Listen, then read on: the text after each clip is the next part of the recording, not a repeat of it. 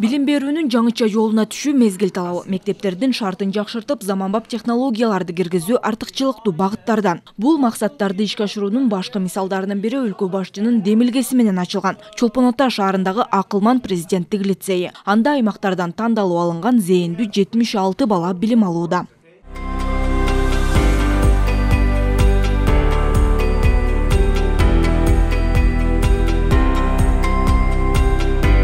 Мындан тышкары өлкө боюнча 100 мектеп жаңы курулуп, мугалимдердин айлык маянасы 20%-дан 100%га чейин жогорулатылган.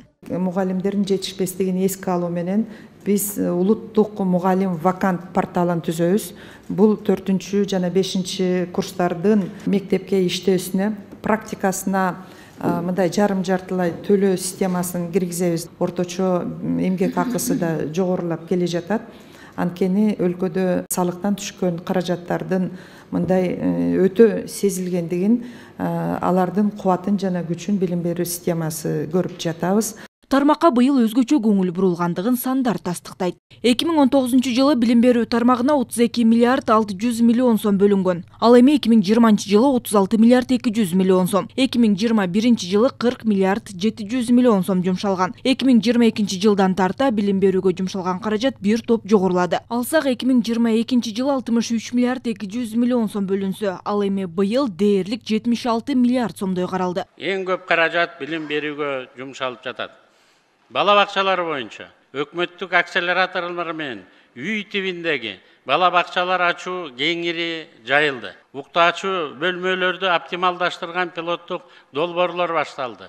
Ага 122 000 баланы камтууга болот. Жакынкы 2 жылда 560 кыска мөөнөттөгү бала бакча ачылат. Ага 40 000ден ашык бала барат. 5 000ден ашык тарбиячы туруктуу жумушка ээ болот. Бир сменде окуган мектептерде мектепке чейинки топтор ачылат. Ага биздин эсебибиз боюнча 73,5 мың бала камтылат. Жаңы бала бакчалар салынат. Биз жалпысынан ушу 2 жылдын ичинде эле 214 мектепти жаңылап курдук. Быйыл 100 авариялык мектепке 7 миллиард сом бердик. Айта кетсек, окуу жылынын башталышы менен ката жана туура эмес басылып чыккан окуу китептери коомчулуктун нааразычылыгын туудурган. Мындай көйгөйдү болтурбоо үчүн окуу китеби деп аталган басма үйүн калыбына келтирүү аракети көрүлүүдө. Быйыл окуу китептерин басып чыгарууга эле 152 миллион сом каралган. Бул басма үйү менен басмакананын айырмасын билишибиз керек. Бул басма үйү басмаканага китеп даярдоо. Комиссия түзүп, ошо шаар ичиндеги өтмөктөрдү, базарларда сатылып аткан китептерди биз кыдырдык.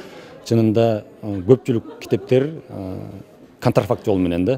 Мурда басылган китептерди, мисалы чоң ири басмаканалар баскан китептерди айрым чакан басмалар кайра көчүрмө кылып басып саткан учурлар болгон. Ошондой учурлар болгон, ошондон улам бул ката кетип калган китептер болгон да. Мындан ары окуу китептерин жалгыз учкун ачык сендерди коому басат.